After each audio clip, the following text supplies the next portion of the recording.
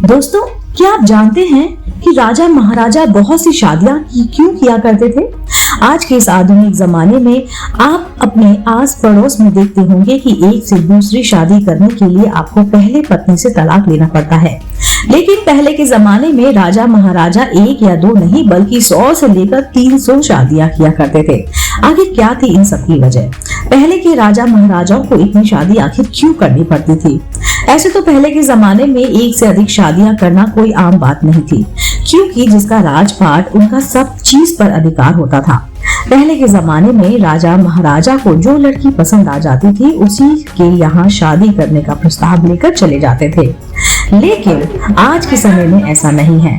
पहले के जमाने में शादी करने के लिए लड़की के परिवार वालों को मजबूत होना पड़ता था और वो काफी मजबूत भी होते थे।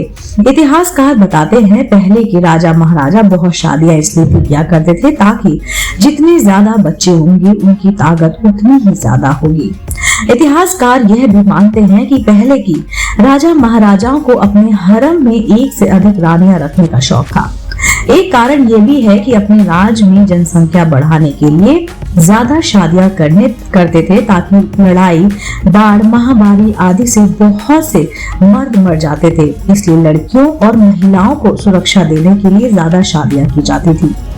राजा महाराजा के परिवार, वंश और जनता की आबादी बनाए रखने के लिए ज्यादा शादियां की जाती थी। इतिहासकार बताते हैं कि एक से अधिक दिया इसलिए ही किया जाता था ताकि एक से अधिक राजा की लड़की के साथ शादी करके अपनी सेना को और भी बड़ा कर सके। जैसे कि आप सभी लोग जानते हैं कि पहले के जमाने में राजा महाराजा हमेशा किसी राज या कुनबे के मुखिया होते थे, इसलिए वे आर्थिक तौर पर कई शादियां किया करते थे। एक और कारण यह भी था कि उस समय में महिलाएं इतनी जागरूक नहीं होती थी और अपने अधिकार से भी वंचित रहती थी। इसी कारण वे राजा के साथ शादी करना अच्छा समझती थी।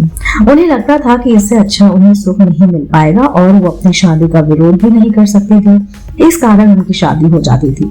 पहले के जमाने में कई बड़े राजा हुआ करते थे जिनके पास किसी प्रकार की कोई कमी नहीं होती थी। वो आर्थिक रूप से संपन्न होते थे, खान पान के लिए कोई कमी नहीं होती थी, इसलिए उन्हें कई शादियां करने में कोई गुरेज नहीं होता था और वे जिसे चाहते थे अपने से शादी कर लेते थे। इतिहासकार बताते हैं कि इतिहास में सबसे ज्यादा शादी करने वाला राजा बिंबिसार था।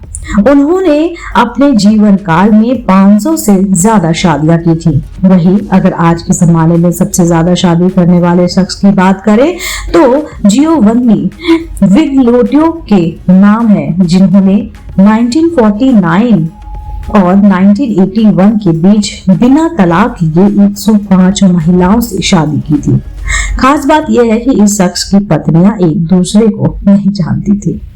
दोस्तों, यह थी हमारे ये छोटी सी खोज की राजा महाराजा बहुत सी शादियां आखिर क्यों करते थे, कैसे मैनेज करते थे। उम्मीद करती हूँ आपको ये जानकारी जरूर पसंद आई होगी। ऐसे ही रोचक जानकारी जानने के लिए, सुनने के लिए आप मेरे चैनल आध्यात्मिक कहानियों को तुरंत से लाइक कीजिए, शेयर कीजिए और सब्सक्राइब कीजिए। मैं आपको मिलती हूँ जल्द इसी चैनल पर नई रोचक जानकारी और कहानी के साथ। आप देख रहे थे आपका अपना पसंदीदा यूट्यूब चैनल आध्यात्मिक कहानियाँ।